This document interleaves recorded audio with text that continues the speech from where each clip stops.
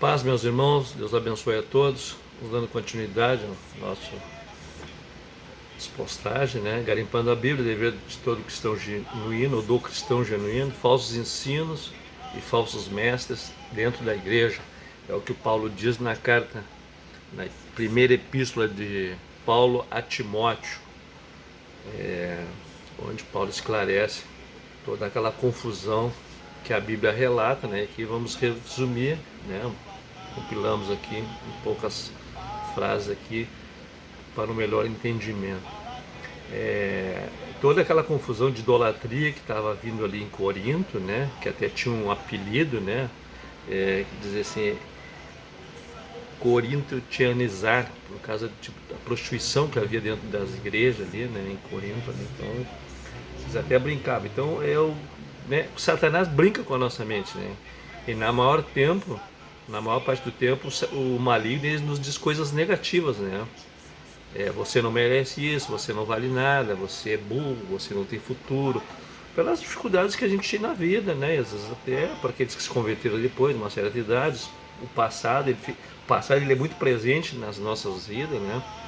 E a gente esquece, né? Até antes da conversão de muitos, de tantas bênçãos e livramentos que Deus deu a cada um, né? E a gente deve lembrar assim, primeiramente, né? Começar pelo ar que a gente está respirando, né? Por estar enxergando, muitos caminhando, né? Ter saúde, né? Mas principalmente assim, o ar e pela salvação, que todos têm acesso, né?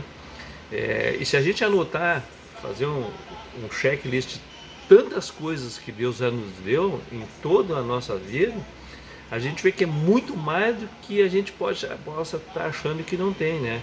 Do que as mentiras de Satanás, né? Nessa parte 7, e Paulo diz assim, ó, que as escrituras são de fato o Antigo Testamento. Devemos ter a certeza de enfatizar a Bíblia como um todo, tanto o Antigo como o Novo. E existem ricas recompensas, né, de estudar as pessoas, os eventos, as profecias e os princípios do Antigo Testamento. Esse em particular é muito importante.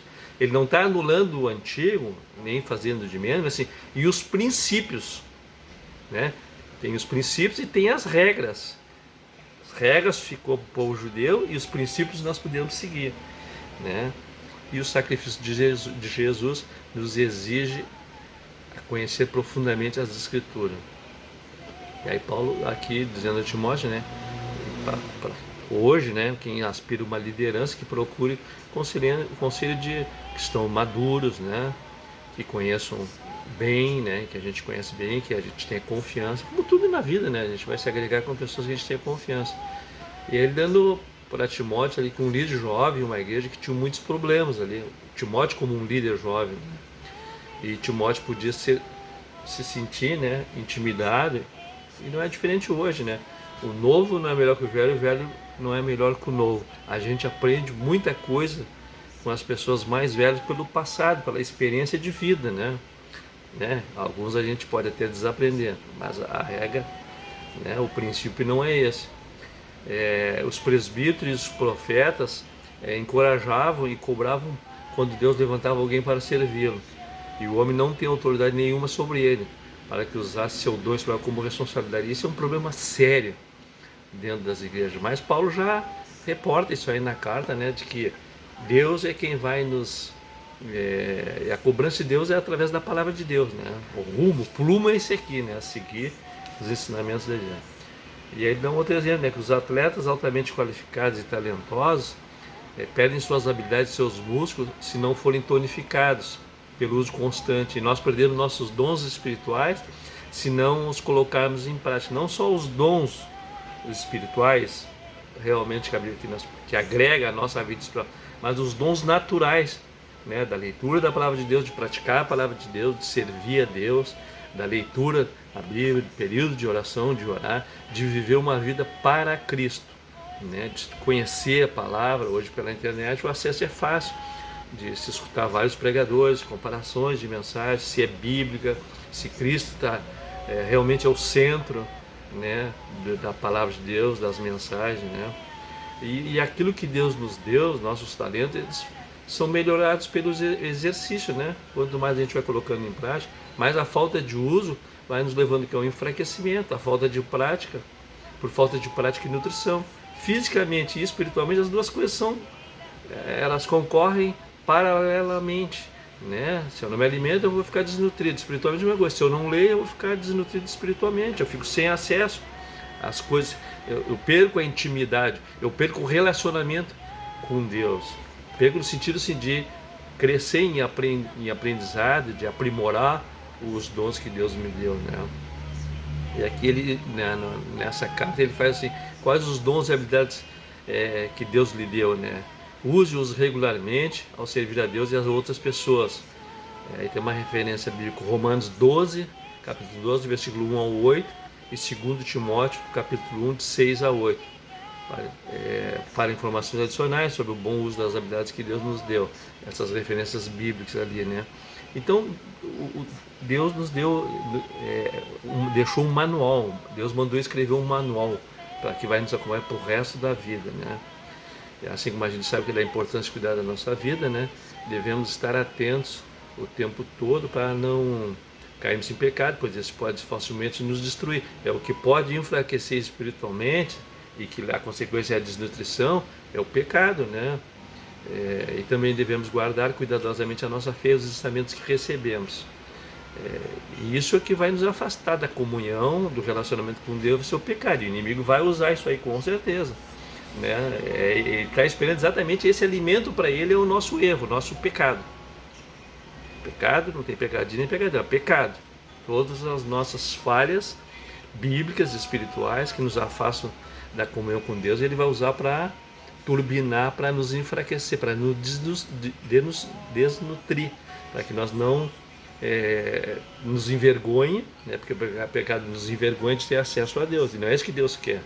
Deus quer que nós venhamos a confessar os nossos pecados, nos arrepender, para que o Espírito Santo possa, como templo, possa estar dentro de nós, exatamente nos usando. Convicções erradas podem nos levar rapidamente ao pecado e às heresias. Isso aí é um prato cheio, né?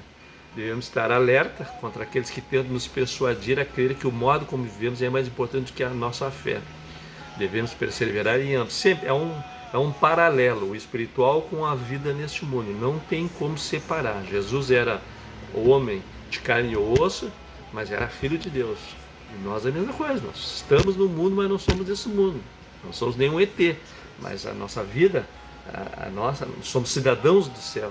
A nossa terra não é esta aqui. Nós estamos como um peregrino, né, como passageiro, né? Os homens que exercem cargos ministeriais podem evitar atitudes impróprias em relação às mulheres, tratando-as como membros de uma família de Deus. Se os homens considerarem as mulheres como irmãs, como realmente são irmãs de Cristo, que fazem parte da família de Deus, eles as protegerão e as ajudarão a crescer espiritualmente. E Paulo pediu à igreja aqui, finalizando, que não sustentasse os membros preguiçosos que se recusavam a trabalhar. Segundo Tessalonicenses, capítulo 3, versículo 10. Não obstante, quando necessário, os crentes usavam seus próprios recursos para ajudarem-se mutuamente. Atos 2, 44 ao versículo 47. Davam generosas ofertas para evitar que desastres oprimissem as igrejas. 1 Coríntios 16, 1 a 4. E cuidavam de um grande número de viúvas. Atos 6, versículo 1 a 7. Generosa. Esses dias dei uma pensada sobre dízimo. Dízimo é um assunto muito vasto para a gente tratar. E Paulo não fala nunca, no Novo Testamento não se fala nunca em dízimo. Ficou também lá atrás. Então ler a palavra de Deus no contexto, né? Não fragilizar, descontextualizar ela com versículos. Não tem nada de errado se é um versículo, a gente gosta de gravar um versículo, outro aí. É um ato de profetizar coisas boas para as nossas vidas, não tem nada de errado. Mas a Bíblia ela fala das coisas boas e as coisas ruins que foram feitas por pessoas que eram de Deus e que não eram de Deus, que não quiseram saber de Deus, entendeu? Então a Bíblia é um livro completo, por isso que eu não posso particularizar, selecionar só aquilo que me interessa ou que possa interessar as pessoas. Eu tenho que trazer aquilo que não é meu, que interessa a Deus. E Deus, o interesse de Deus é que nós levamos as pessoas ao conhecimento do contexto de toda a palavra de Deus. Então, e Paulo, eu coloquei um texto aqui, almas que estão indo para o inferno. Nós não seremos julgados, você não será julgado pelo que você faz nesta terra, mas você será julgado para o que foi chamado para fazer nesta terra. Tem Mateus 5, 6 e 7. E nós temos 24 horas por dia. E aí nós podemos escolher, seja Deus ou Satanás. Todo momento que nós estivermos com a mente fora das coisas de Deus, é um espaço para que Satanás venha ocupar nossa mente. Ou nós colocamos, você coloca alguma coisa nas suas 24 horas, ou alguém vai colocar alguma coisa nas suas 24 horas. E esse alguém é o diabo e seus demônios. 1/3, 33% dos que foram expulsos de Deus. Tem o texto de Eclesiastes 3 que fala sobre o tempo, né? A leitura da Bíblia somente lendo a Bíblia para nós conhecermos toda a verdade.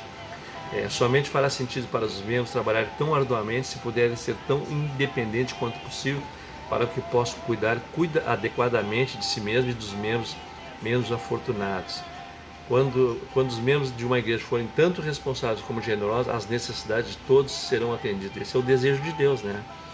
A responsabilidade de cuidar dos necessitados naturalmente deve recair em primeiro lugar sobre suas famílias, as pessoas cujas suas vidas estão afetivamente ligadas. Claro, evidentemente os nossos primeiros, mas não isentando de ajudar os demais. A igreja deve sustentar, Paulo é quem diz, aqueles que não têm família, e também ajudar os idosos, os jovens, os inválidos, os doentes ou os acometidos pela extrema pobreza, provendo-lhe em suas necessidades emocionais e espirituais. As famílias que cuidam de seus próprios membros necessitados frequentemente carregam pesados fardos. Essas podem precisar de dinheiro extras. Alguém pode para ouvi-las, uma mão para ajudá-la ou uma palavra de encorajamento. Como é importante a gente poder ajudar e servir alguém, né? Os mais necessitados, os mais difíceis. Quem não passou por uma situação difícil um dia neste mundo, né?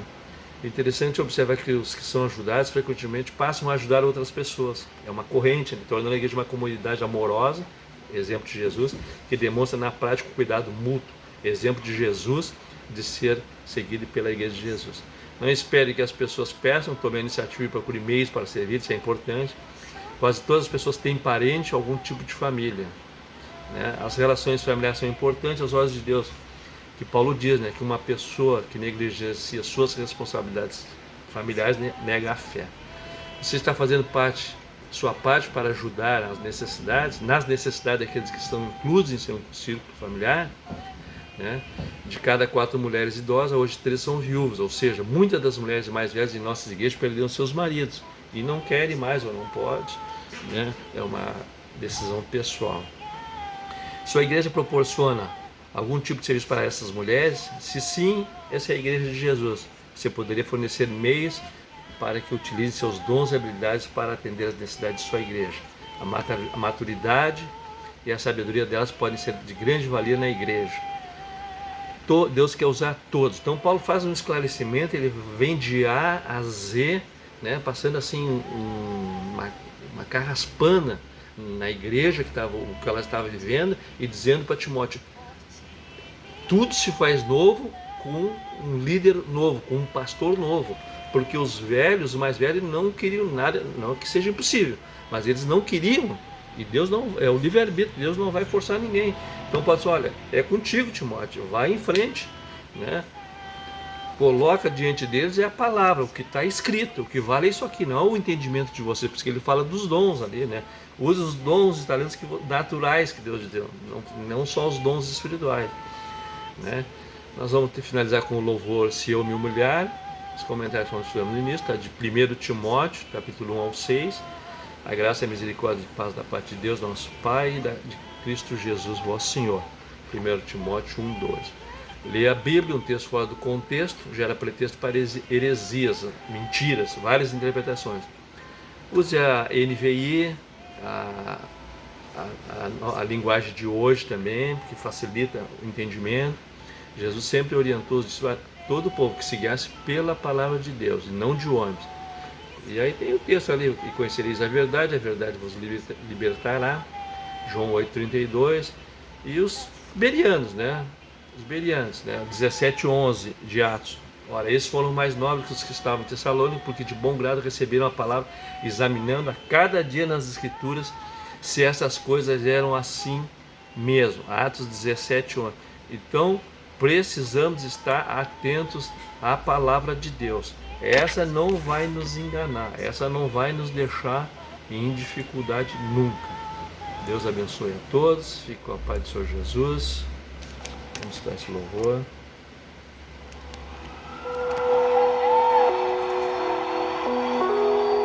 Neste lugar, tu és real.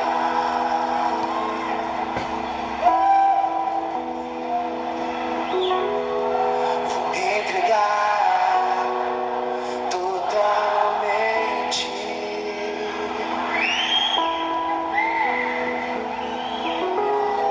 O teu toque abriu os olhos do meu coração. Eu posso enxergar e entender. Se eu me humilhar diante do teu altar e sacrificar aquilo que me custa, tu inclinarás os teus ouvidos ao meu clamor. Mas vale um dia no centro do teu poder que toda a vida sem jamais te conhecer. Tu és minha fonte, minha colheita, minha herança. Neste lugar, tu és real.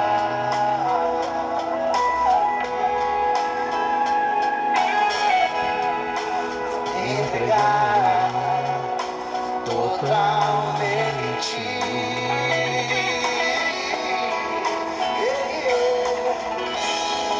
O teu toque abriu os olhos do meu coração. Eu posso enxergar e entender. Se eu me humilhar diante